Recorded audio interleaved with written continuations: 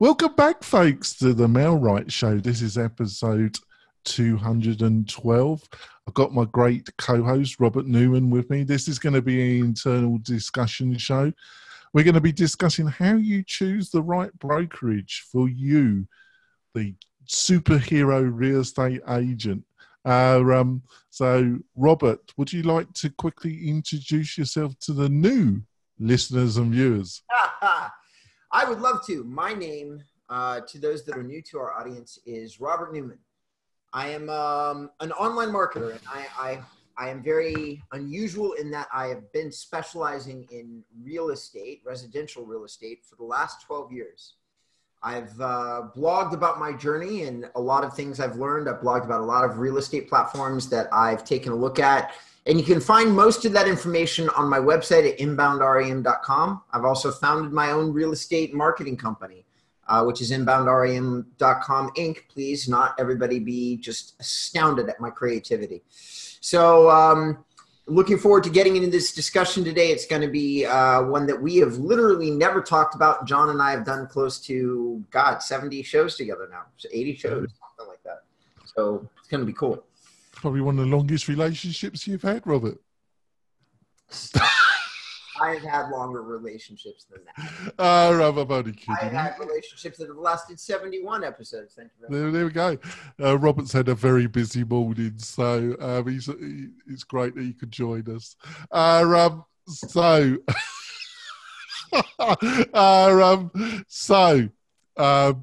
to subject. So, how do we start this conversation, Robert? Because I think there's the kind of new agent, there's the agent that's a couple of years in, and then there's the agent that's been in it maybe 3 to 4 years. And I think at those different stages, you're probably looking at different types of brokerage. First of all, would you agree with that? I would agree with it. And so, guys, for all of those who are listeners, because there's going to be a wide variety of skill and experience level. And there's a lot of turmoil. The reason I wanted to talk about this topic today is that there's a huge amount of turmoil happening in the real estate world, primarily because of Compass. And the reason that Compass is turning everything topsy-turvy is that Compass is making some incredibly aggressive offers to brokers. So most likely, most of you are agents, and your boss or your team manager's boss, your boss's boss, is getting incredible deals from Compass. And if everybody wants to know, I'll pull the curtain back and I'll tell you what the incredible deal is. They're actually offering stock in the company, in the core company, as part of compensation packages for top real estate brokers, which is why so many top flight, small and independent brokers are actually moving their flag over to Compass, because why not have shares of a larger publicly held company that's doing apparently so well, as opposed to continue to struggle along as an independent, which then raises the question, if you're a small broker or if you're an agent, how do you make those decisions? So John and I are going to discuss the ins and outs. And I think, John, the place that we'll start, if you don't mind, if you're not going to push back on me, which you almost never do, well, not in a real way. We're going to talk about, first, we're going to list off the top 6 companies. And then what I suggest that we do is we talk about the differences between working for a major brand, which would be one of these top 6, or working as an independent from an agent perspective. And then maybe we'll have a small dialogue, if you're okay with this also, about what if you're a broker? And then what are the pros and cons that you and I both know about in terms of these brands? So that sounds great, but also I also think there's the kind of hybrid where I see a lot of agents that have to be with a broker, but they're a kind of brokerage in a brokerage, if you understand. They have their own power team. They're producing enough leads that they can't handle it themselves, or they've got a couple junior buyer agents, or they might have a couple of buyer agents and a seller agent underneath them, but they're handing out the leads because they're doing the online marketing. They're kind of, like I say, they're a brokerage in a brokerage kind of setup. Keller Williams is probably most infamous for doing that because they've really segmented their business into so many pieces. You've got managing directors, you've got team leaders, so they've got a lot of different titles for a lot of different roles. Yeah, they like their titles, don't they? They really do. And all of these roles are based. Do you think that makes them super efficient, though, Robert, having all these titles? I don't know that it makes them efficient, but I will say this. I think that the reason Keller Williams has gotten so big is because they have, like, each one of their regions has a group of Keller Williams, like, managing partners that get together, and then they run the region by committee. Yeah. It's people that have boots on the ground. So I love their structure. They have a lot of it, but it is what has managed to make them one of the major, if not the biggest brokerage. Like, they have more agents than anybody else now. So something's working about it. True. So here's the list of the top 6 real estate companies to work for. And I'm pulling it straight off a website called Fit Small Business.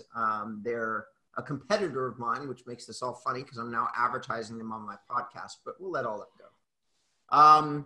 So Keller Williams is number 1. RE Max is number 2. Century 21 is number 3. Coldwell Banker Realty is number 4. Sotheby's International Realty is number 5, and Redfin is number 6. So interestingly enough, 2 of those 3 brands is actually owned by, I think it's Realogy.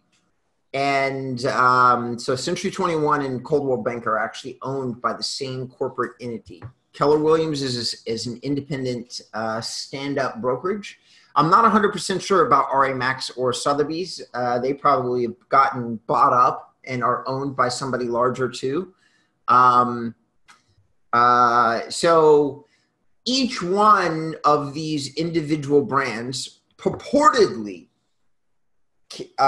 gets you access to different tools, technology, reputation, branding. Like, I know a lot of my luxury clients kick the tires pretty heavily when they think about maybe partnering with the Sotheby's, because the thought is if somebody's going to spend over $5 or $10 million on a property, they got to have a brand name behind the brokerage. Like, it's unlikely that an independent brokerage is gonna get a sale that's really that large. And then of course Redfin is actually not a traditional brokerage at all, but they are a brokerage and they are on this list, and certainly worthy of discussion because they offer a very different internal structure than the rest of these companies. I'm not going to share it in the first half, but in the second half at the beginning, I've got a prediction for Redfin. Okay. All right. I hope the audience is, I'm fascinated and excited. And I thought that would keep you interested, Robert. I'm sure hold on. It's keeping me so interested. I'm writing it down. Okay. So prediction, Redfin.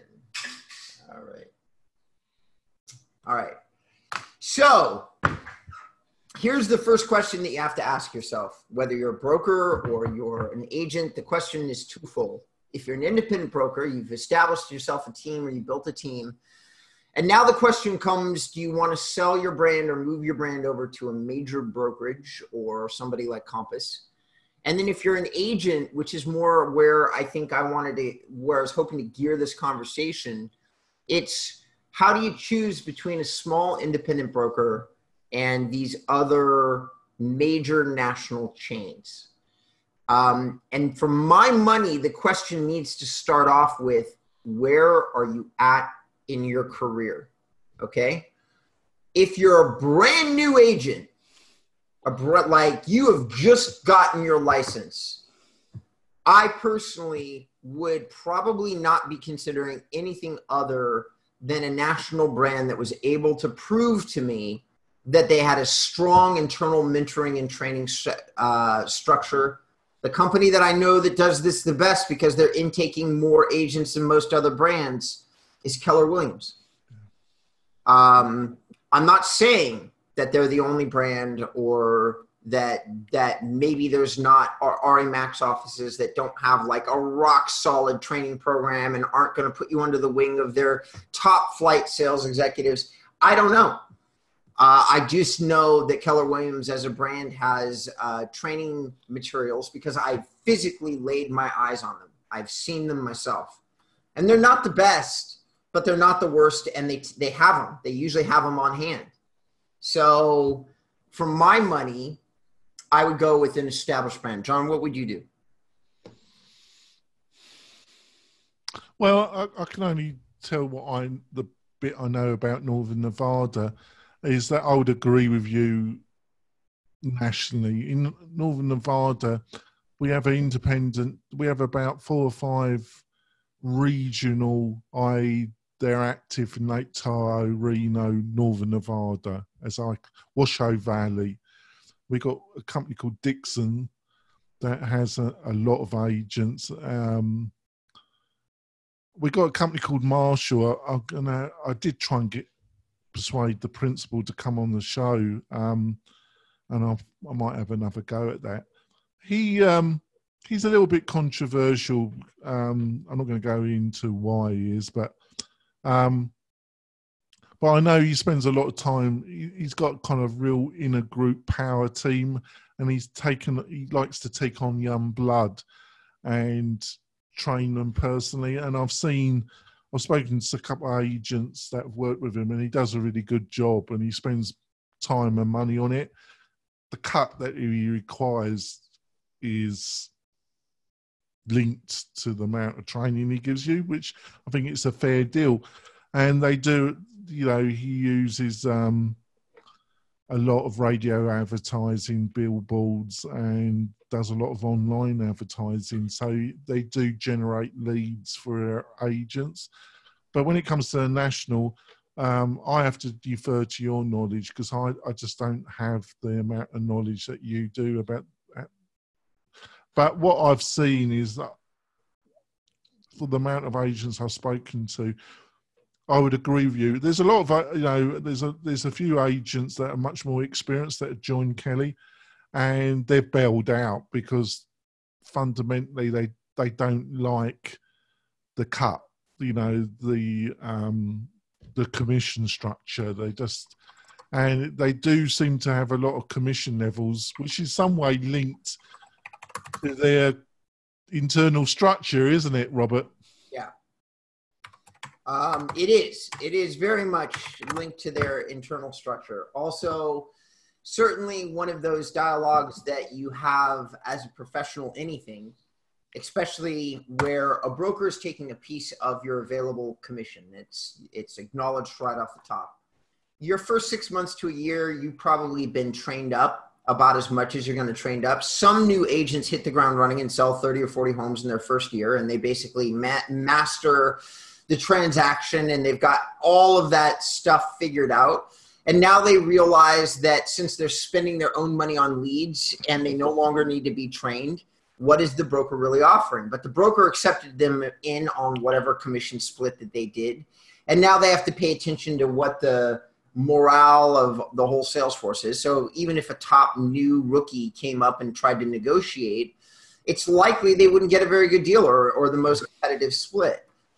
Whereas an independent broker, somebody who has a lot of flexibility with the way that their splits work, might at that point be the right person for you to go to, especially if you have provided your own training, you're providing all of your own continued education, you're really bringing a much more dynamic sales game to the brokerage that you're working for. You're basically doing better than most of what they're doing.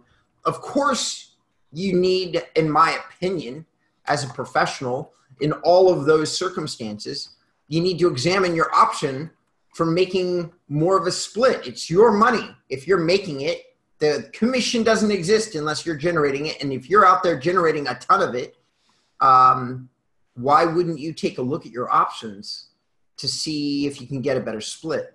The question becomes, though, sometimes brand matters. In major metro markets, you have to have an independent that has a pretty strong reputation in order to compete against these national brands. If you're in places like Beverly Hills, brand matters a lot. If you're an independent brokerage in Beverly Hills, you're kind of screwed. Like I know that market really well, and you're not going to get a $25 million home because your transaction goes into an escrow account. Sometimes the escrow account is managed by the brokerage. These people who are going to give you 25 or 30 or $40 million cash, they're not giving it to an independent brokerage to hold on to for a few days. And that is not something that you want to deal with as, you know, at that level. You just don't. Like the top agents that I know work for either Hilton Highland or Coldwell Banker, who are luxury agents in that particular market, because they, like, people will give them $45 million cash. Think about the sums of money that we're talking about. It's a lot of money.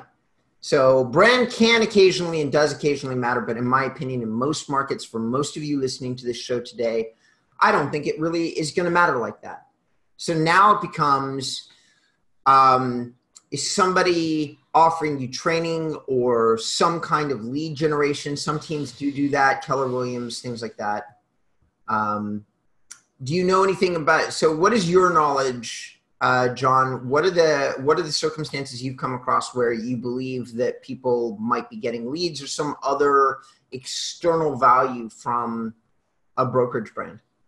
Well, that's the problem, because all the names that you've named, I don't actually think they're doing too much when it comes to Northern Nevada. You know, Dixon's, I know a couple of people in the senior, and I pitched Melwright when it was in its early stages, and I had a meeting, and they were gracious enough to agree to a meeting, but they were looking at I realise now they were looking at Melwright as a brokerage system, and I never designed it for that.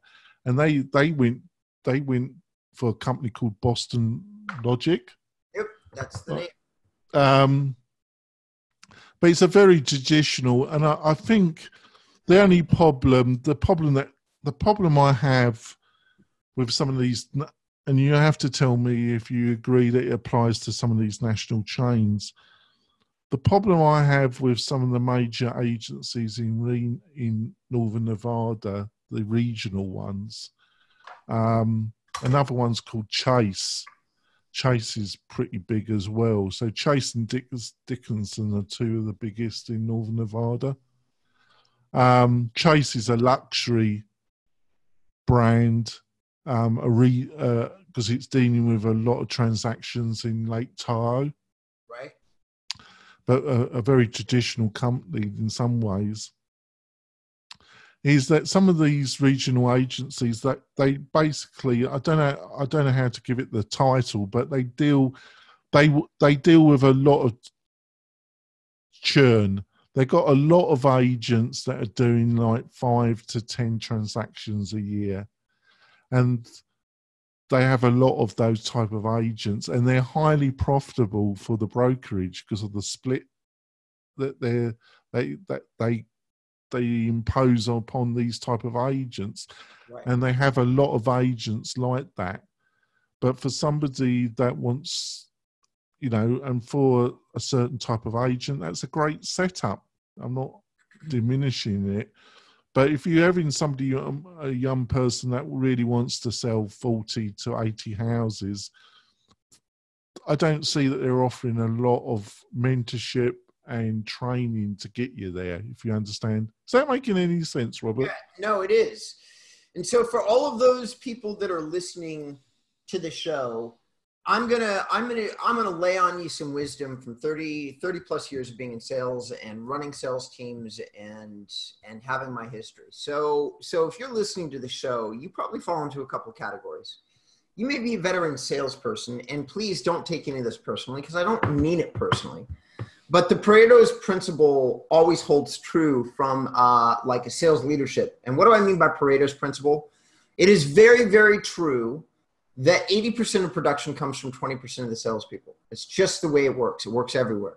If you've ever held a single sales job anywhere, you already know where you fall on Pareto's principle.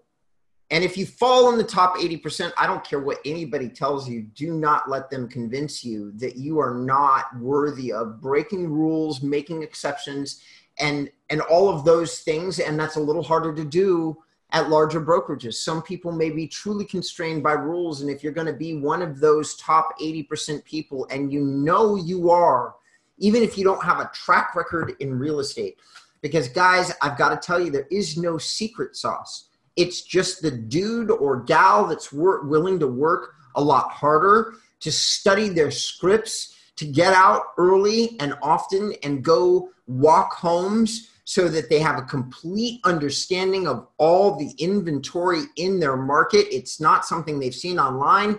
They put their boots inside the location. Those are the people that are going to drive major commissions, because I guarantee you, if you get a half-assed lead and you've already put all that work just into the sales prep process, you're probably going to put in the extra work to go close the lead as well. Put in the extra phone calls, call the lead personally, not let anybody else do it for you. If you're one of those people, you carry a huge amount of negotiating power with you. Every real estate brokerage in the country, every sales organization that ever was, is looking desperately for you. Exactly. I think we go for our break and we come back, and also got my prediction, haven't I? We'll be back in a few moments, folks. Coming back. Robert got a bit animated at the end of our first half. He was slamming the desk.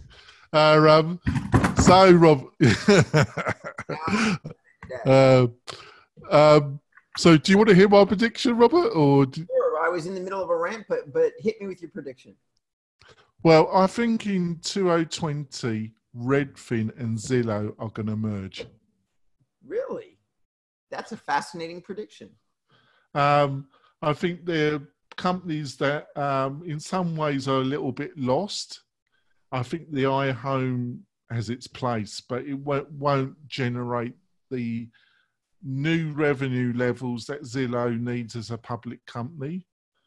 It's not a company that's short of money, but it's a public company, so it's required to make more money every year, isn't it? Or the existing management gets kicked out, and either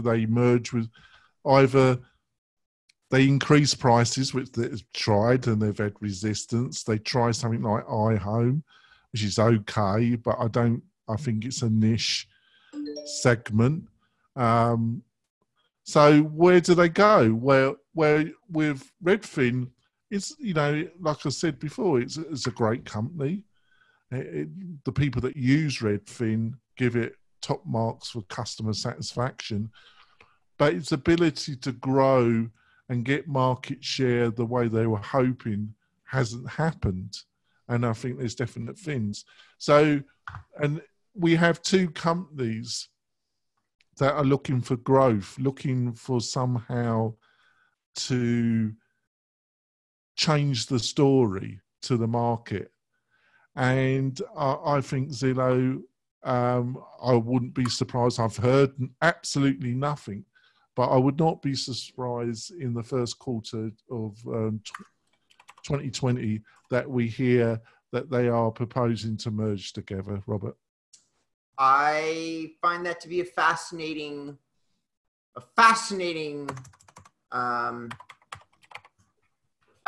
proposition. So, back up.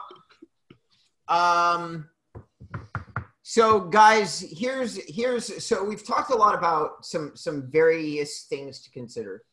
So where you are at your career, what if you're not any of these things? What if you're just a salesperson? Well, my advice to you is find somebody that's going to hold your hand, sacrifice your commission, and basically teach and drill yourself until you are one of the 20% as opposed to one of the 80, because honestly, you don't carry much negotiating power. John is absolutely right. The vast majority in real estate that is made by brokerages is actually not made for them by one of the people at the top of the Pareto principal stack. Why? Because those people have already negotiated in much steeper revenue splits.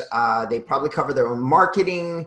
There's all sorts of things the brokerage has done. So, and they don't have a lot of leverage, because if somebody's going to say, I can sell 60 homes in my market, and can show that, what are you going to do as a broker? You need that. You want that. That's a huge amount of revenue, and you're absolutely willing to negotiate strongly and break your percentage down to the smallest possible bit. But you, as an agent who sell 5 or 6 homes per year, or 7 maybe, you don't have that negotiating power. Nobody's making a deal with you. And I don't mean that poorly. It's just you're not bringing anything to the table.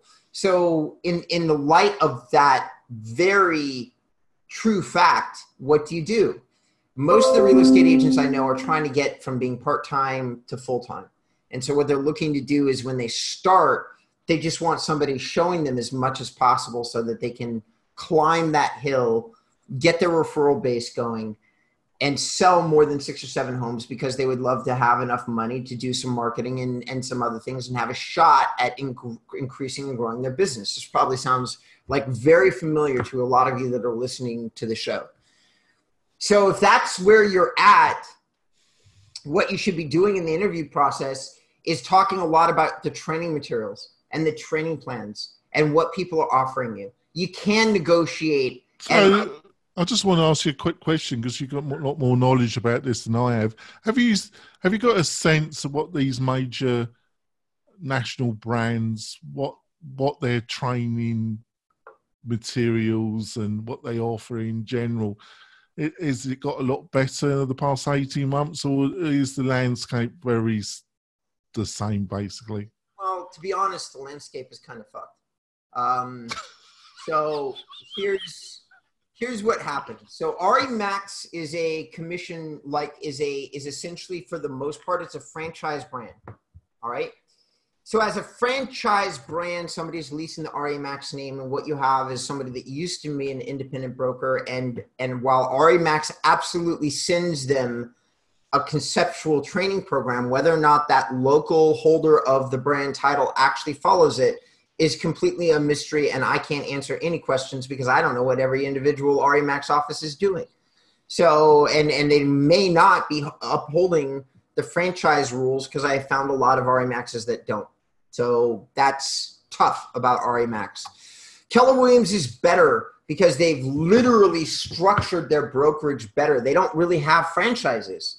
They have local pieces of a larger company. And the reason that a lot of people jump ship and go over to Keller Williams is because it's a much better run organization as in a totalitarian whole. I've been to like 2 or 3 Keller Williams meetups, and they're behind in a number of categories. They're behind in technology, and you're not getting the 2 fastest, newest startups listed on this list of 6 because EXP and Compass were not even mentioned. So Compass, yeah, but the problem with Compass, we had our guest on show 208 was Ed Carey. Well, basically, I agree what Ed said. I think Compass, in some ways, is smoke and mirrors. I disagree. Right. I don't think that Compass is smoke and mirrors. I think that they're taking on, so one of their big backers is SoftBank. And one of the decisions that they've made is they're doing a high growth model that is just, they are so well capitalized. And they're making a lot of really aggressive promises to brokers and things like that. Because I've got in my list of clients, personal clients, John, I've had 3 of my brokers flip over to Compass. So I'm really familiar with Compass. And all 3 of the ones in question were strong independent brokers in top flight markets, Denver, New York, and I forget the third. So these guys have all transferred over to them. And what they're getting is they're getting strong stock options. But see, here's the thing. Compass has raised $4 or $5 billion, something ridiculous, like $2 billion of that has come from SoftBank. They have a strong tech team, and they're getting a strong conversation nationwide about their technology. They're building some cool technology. There's a lot of buzz about their technology, but all they've done for themselves is create an awesome story. They don't have any of this technology. Well, you seem to be agreeing with what Ed said, that there seems to be a lot of promises but they do have a ton of money behind them. So you're influenced a little bit by the people that have lent them a lot of money. Yes. And there's no ability to decide whether or not. So here's what I think. Smoke and mirrors is kind of tough. They've got a big team, with lots of really big names on it, and somebody's doing something. They're working hard at something. So that's what I'm saying is not the smoke and mirrors part. They're doing something. Whether or not they can deliver on the promise, the story, that's all hype and buzz. If it was me, I don't think I would. Yeah, but Robert, apart from the buzz, every SaaS company that's launched in the past 2 years, we're going off a little bit topic, but let's just finish on this. Almost every SaaS company, because I've got another world which I do business in, every SaaS company going talks about artificial intelligence. And Ed Carey, when we had him on the show, and hopefully he'll come back in the new year, he talked about he's building a company that will have some degree of artificial intelligence. So literally every SaaS company on the market, new one in the past 18 months, has talked about artificial intelligence, right? So some of it's true, some of it isn't. I haven't got the intellectual ability to make an assessment, right? Right. The only other there's only 3 ways, there's 4 ways to get leads. There's what I call the Buffini methodology: build relationships, do a lot of one-to-one body content, get referrals, right? Right. There's organic, SEO organic, which you specialize in, your company specializes in. And there's paid advertisement, and there's 2 platforms that dominate it. There's Google and there's Facebook. So fundamentally, there's 4 frigging ways of getting a lead, and it ain't going to change for the foreseeable future. How the God is Campus going to do anything when I just don't see it myself, Robert, but I might be totally wrong. Okay. Well, listen, there's a lot that goes on here as a whole story. Compass was a real estate listing app that was launched in New York by 2 really deep-pocketed and deeply experienced real estate brokers. There was Refkin, who worked for Goldman Sachs, and there was somebody else whose name I forget. And they raised $73 million, and they put together a listing app that started to dominate the New York market. So they had this shine of these guys really know technology. Then they attracted the attention of Sun, the guy that runs the SoftBank fund, and then he started talking about putting hundreds of millions in, and it changed the fucking game for Compass because they weren't initially a national brand. They hired 73 brokers in New York. That was the story of their company in the first. So they've been around 7 years. The first couple of years, it was just them becoming big in New York. That was it. One market. That was it. They changed that story when they got hundreds of millions of capital growth dollars. And now all of a sudden they're this big national brand that's causing all these problems. But that's not what the company's founded on. It's founded on this app, a real estate listing app that was centered in New York. And why do I call all this out? So guys, brokers, this part of the conversation is now focused on you, the brokers. I'm going to tell you that doing a national brand versus a local brand is wildly different. They've got a really great story right now, and national sounds intriguing. Maybe they're going to give you a real estate listing app that's for your marketplace, and that's going to be very exciting for you. And I don't disagree with that concept, but they built an app using a couple $1 million that was better than the other guys, and that's what they're focusing a national brokerage brand on, is this app. And so as a piece of technology, I'm not saying that it's not better or worse, but the rest of everything that we're talking about is hype. That's it. It's hype. So they don't have a better website. They don't have better knowledge of lead generation. They don't have anything better that I know of that has to do with your boots on the ground business day to day as a broker. So what are you really getting? You're probably getting that app and you're getting a good story. There's nothing wrong with either one of those things. That's true. Yeah, I will investigate them, and thanks for that.